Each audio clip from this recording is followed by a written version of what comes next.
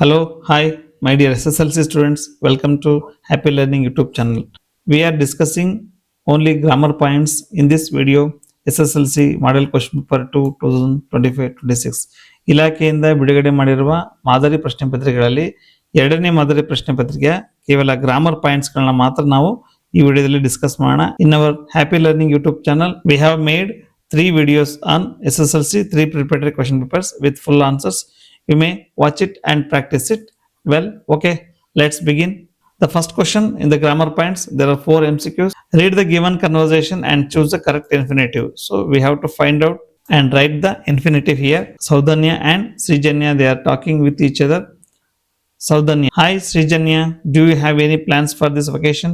Srijanya: Yes, I am planning a trip to Pondicherry with my cousins. Would you like to join us? Saudanya: Well, I have some other plans for this vacation. Thank you. We have to find out the infinitive here. 4 options here: planning, to join, do, and am. This is the correct answer. There is a formula for infinitive. Whenever we put to before verb 1, present tense verb ಮುಂದ್ಗಡೆ to ಹಾಕಿದ್ರೆ ಅಲ್ಲಿ ಅದು infinitive ಆಗುತ್ತೆ. So answer is here. This is infinitive. Very easy question.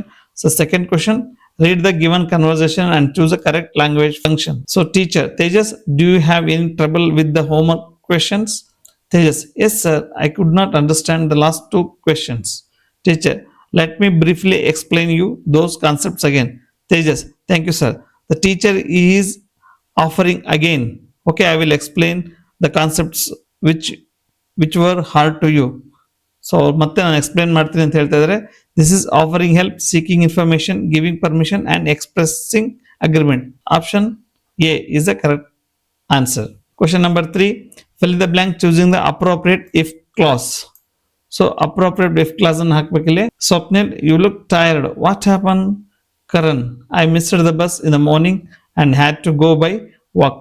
Swapnil: oh no, if you had woken up earlier. So there is a if clause. If you had woken up earlier, you dash reached the bus station in time. So idu third conditional clause. Already we have discussed this type of questions again and again. So unreal past and unreal result irutte. So there is if you had woken up earlier, neenu belage bega eddiddare. So you dash reached. So ಇಲ್ಲಿ reached ಇದೆ. So ಹಾಗಾಗಿ correct answer would have reached. So this is the answer. Next question number 4, choose the appropriate question tag and fill in the blank. ಸರಿಯಾದ question tag ಅನ್ನು ಆಯ್ಕೆ ಮಾಡಿದ್ದಿದೆ. This is very good question regarding question tag. They hardly try to settle the environment problems. There is a video of parts of speech in our YouTube channel. You may watch that video and comment your opinions about that video, parts of speech video. Okay, they hardly try to settle the environmental problems. So before making the question tag, we have to check the sentence, is it in positive or negative. So ನಮಗೆ ಈ sentence ನೋಡಿದ ತಕ್ಷಣನೇ no, not, never ಇಲ್ಲ, ಹಾಗಾಗಿ ಇದು affirmative ಅಥವಾ positive ಅಂತ ಅನ್ಸುತ್ತೆ. ಆದರೆ ಇಲ್ಲಿ there is a word, tricky word is here, hardly. Hardly is a negative word. They hardly try to settle the environmental problems. ಅವರು ಎನ್ವೈರನ್ಮೆಂಟಲ್ ಪ್ರಾಬ್ಲಮ್ ಅನ್ನ ಸೆಟ್ಲ್ ಮಾಡೋಕ್ಕೆ ಪ್ರಯತ್ನನ ಮಾಡಲೇ ಇಲ್ಲ, ಕಡಿಮೆ ಮಾಡಿದ್ರು ಅಂತೇಳಿ ನೆಗೆಟಿವ್ ಇದೆ. ಸೊ ಹಾಗಾಗಿ ಕ್ವಶನ್ ಟ್ಯಾಗ್ ನಮಗೆ ಅಫರ್ಮೇಟಿವ್ ಬರುತ್ತೆ, ಅಂದ್ರೆ ಪಾಸಿಟಿವ್ ಬರುತ್ತೆ. ಸೊ ನೋಡೋಣ. ದೇ ಸಬ್ಜೆಕ್ಟ್ ಇದೆ, ಟ್ರೈಡ್ ವರ್ಬ್ ಇದೆ, do they, don't they, didn't they, did they, 4 options ಇದೆ. ಈ ಟ್ರೈಡ್ ಅನ್ನೋ ವರ್ಬ್ ಅನ್ನ ನಾವು ಡಿವೈಡ್ ಮಾಡಿದ್ರೆ, ಪಾಸ್ಟ್ ಟೆನ್ಸ್ ವರ್ಬ್ ಅನ್ನ ಡಿವೈಡ್ ಮಾಡಿದ್ರೆ ಡಿಡ್ ಪ್ಲಸ್ ಟ್ರೈ ಆಗುತ್ತೆ. ಡಿಡ್ ಅನ್ನು ಹಾಕ್ಬೇಕಿಲ್ಲಿ. ಸೆಂಟೆನ್ಸ್ ನೆಗೆಟಿವ್ ಇರೋದ್ರಿಂದ ಕ್ವಶನ್ ಟ್ಯಾಗ್ ಪಾಸಿಟಿವ್ ಬರುತ್ತೆ, ಹಾಗಾಗಿ did they is the correct answer. So ನೋಡಿ, ಸ್ವಲ್ಪ ಟ್ರಿಕಿ ಕ್ವಶನ್ ಇದು. Please think before answering the question, this type of question. Question number 5, do as directed, choose the 1 syllable word. So 1 syllable word ಅನ್ನು ನಾವು ಇಲ್ಲಿ ಬರೀಬೇಕು. Over, there is a 2 syllable over. Very, 2 syllable word. Road, 1 syllable. Gingerly, so 3 syllable. So correct answer is road. Next question, fill in the blank with the appropriate article. So articles ಗೊತ್ತಿದೆ my dear students, A and the.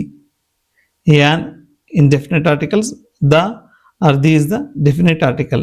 Meditating for half dash hour is good for mental health. Hour, vowel sound is here, so half an hour. An is the correct answer. Next, fill in the blank with the appropriate tense form of the verbs given in brackets. Bracket ಅಲ್ಲಿ ಕೊಟ್ಟಿರ್ತಕ್ಕಂತಹ ವರ್ಬಿನ correct ರೂಪವನ್ನು ಹಾಕಬೇಕಿಲ್ಲಿ. When the teacher entered the class, the students dash silently. So entered ಅಂತ ಹೇಳಿದ್ರೆ ಇದು past tense ಅಲ್ಲಿ ಇದೆ. Entered ಅನ್ನ divide ಮಾಡಿದ್ರೆ did plus enter ಆಗುತ್ತೆ. Be form verb ಅಲ್ಲಿ once we have discussed in our video, am, is, are, was, were, ಈ ತರ 8 ಫಾರ್ಮ್ ಆಫ್ ವರ್ಬ್ ಇರ್ತವೆ ಇದರಲ್ಲಿ. ಸೊ ಇದರಲ್ಲಿ ನೋಡಬೇಕು. ಸೊ ಸೆಂಟೆನ್ಸ್ ಪಾಸ್ಟ್ ಟೆನ್ಸ್ ಇಂದ ಬಿ ಗೆ ವಾಸ್ ಅನ್ನು ಹಾಕಬೇಕು. ಆದರೆ ಇಲ್ಲಿ ಸ್ಟೂಡೆಂಟ್ಸ್ ಇದೆ, ಹಾಗಾಗಿ ಪ್ಲೂರಲ್ನ ತಗೋಬೇಕು. Students var reading. So this is the correct answer. When the teacher entered the class, the students var reading silently. Fill in the blank with the appropriate preposition. So preposition ಹಾಕಬೇಕಿಲ್ಲಿ. The dog jumped dash the river. In the river ಅಲ್ಲ, into the river. Into the river is the correct answer. Okay, next. Fill in the blank using the suitable linker. Linker ಅಂದ್ರೆ linking word, conjunction ಹಾಕಬೇಕು.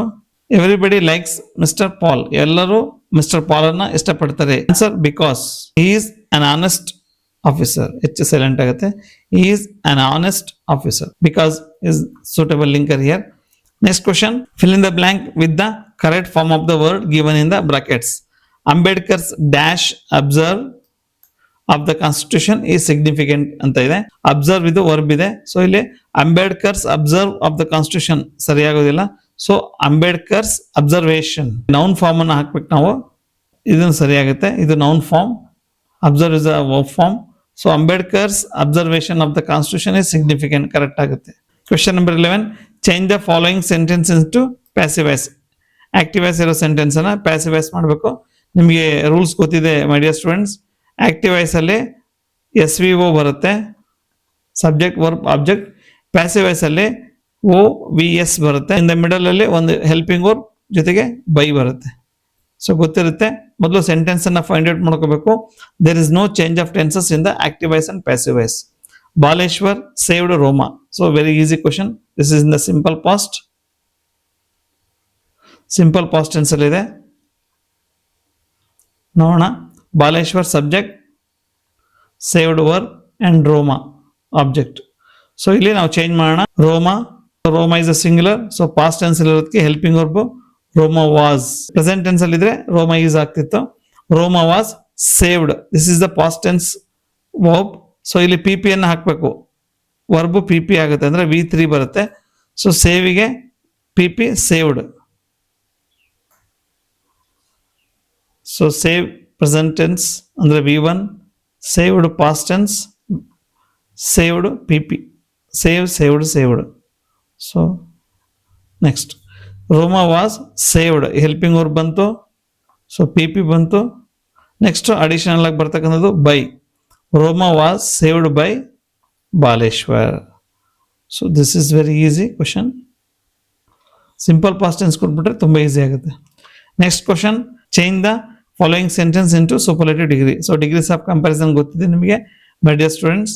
So ಒಂದು positive degree ಇರುತ್ತೆ, ಒಂದು comparative degree ಇರುತ್ತೆ, ಇನ್ನೊಂದು superlative degree. Superlative degree ಹೇಳಿದರೆ Sharan is taller than any other boy in our class. ಇದು comparative degree ಇದೆ.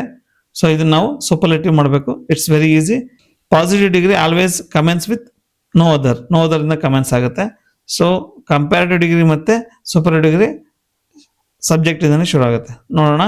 ಇಲ್ಲಿ ಕಂಪ್ಯಾರಿಟಿವ್ ಡಿಗ್ರಿ ಬೇಗ ಫೈಂಡ್ ಔಟ್ ಮಾಡೋಕ್ಕೆ ದೆನ್ ಇರುತ್ತೆ. ಸೊ ನೋಡೋಣ. ನೆಕ್ಸ್ಟ್ ಇಲ್ಲಿ ಟಾಲರ್ ಅನ್ನೋ ವರ್ಡ್ ಇದೆ. ಪಾಸಿಟಿವ್ ಡಿಗ್ರಿಲಿ ಟಾಲ್ ಬರುತ್ತೆ, comparative ಡಿಗ್ರಿಲಿ taller, and then superlative ಡಿಗ್ರಿಲಿ the tallest. So okay, we will make the sentence now. Sharon is, it's very easy. Tall ಅನ್ನು ರಿಮೂವ್ ಮಾಡಿ the tallest, then ಅನ್ನು ರಿಮೂವ್ ಮಾಡಬೇಕು. ಸೊ ಟಾಲೆಸ್ಟ್ ಬಾಯ್, ಎನಿ ಅದರ್ನ remove ಮಾಡಬೇಕು. Tallest boy in our class. It's very easy. Easy question ಕೊಟ್ಟಿದ್ದಾರೆ ಇದರಲ್ಲಿ. So ನೋಡಿ superlative degree Sharan is the tallest boy in our class. So ಇಲ್ಲಿ past tense ಇದ್ರೆ past tense ಅನ್ನು ಹಾಕಬೇಕು. ಸೊ ಪ್ರೆಸೆಂಟ್ ಟೆನ್ಸ್ ಇದೆ. Next question, use the word dream as a verb in your own sentences. So dream ಅನ್ನ verb ಆಗಿ use ಮಾಡಬೇಕು. Make your own sentences each. Okay, he dreams very big, I dream early in the morning. So ಈ ರೀತಿ simple sentence ನ ಮಾಡಿ you will get easy marks.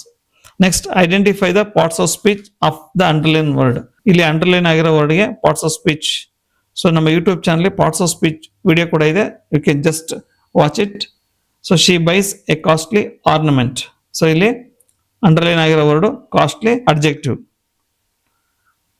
Adjective ಅನ್ನೋದು it modifies or explore the noun. So ornament ಅನ್ನೋ noun ಅನ್ನ ಇದು explore ಮಾಡುತ್ತೆ, ಹಾಗಾಗಿ ಇದು ಅಡ್ಜೆಕ್ಟಿವ್. ಶೀಗೆ ಅಂಡರ್ಲೈನ್ ಮಾಡಿದ್ರೆ ಇದು ಪ್ರೊನೌನ್. ಸೊ ಬೈಗೆ ಅಂಡರ್ಲೈನ್ ಆಗಿದ್ರೆ ವರ್ಬ್. ಸೊ ಹಾಗಾಗಿ ಆರ್ನಮೆಂಟ್ಗೆ ಅಂಡರ್ಲೈನ್ ಆಗಿದ್ರೆ ಅದು noun, common noun. Next question, question number 15. Combine the following sentences using so that. So that ಅನ್ನ ಯೂಸ್ ಮಾಡಿ ಈ ಸೆಂಟೆನ್ಸ್ ನ ಜಾಯಿನ್ ಮಾಡಿ ಅಂತೇಳಿ. Nitin is very weak, he cannot walk fast. So simple tense ಅಲ್ಲಿ ಇದೆ ಇದು, ನೋಡೋಣ. ಸೊ ಮತ್ತೆ ದಟ್ ಅನ್ನ ಆಡ್ ಮಾಡೋಣ. ನಿತಿನ್ ಈಸ್ ವೆರಿಯನ್ನ ರಿಮೂವ್ ಮಾಡಿದ್ರೆ ಅಲ್ಲಿ so weak that he cannot walk fast. Very easy question. Nitin is so weak that he cannot walk fast. Next question, all the students they scared about this question about direct and reported speech. Don't worry, come across this question. It will become easy if you practice well. Reported speech anna madbekilli. So they will always ask you interrogative. Nehan, did you finish your project? Rehan, yes. Can you go through and review it for me? Rehan asked Nehan. So two boys are conversing with each other. ನೋಡೋಣ, ನಾನು last ವಿಡಿಯೋದಲ್ಲಿ ಹೇಳಿದ್ದೇನು, interrogative ಮಾಡುವಾಗ ಅದು ನೋಡ್ಕೋಬೇಕು, S or no question ಅಂತೇಳಿ. Can you go through and review it for me? Yes, this is yes or no question. ತುಂಬ simple ಆಗಿ ಹೋಗೋಣ.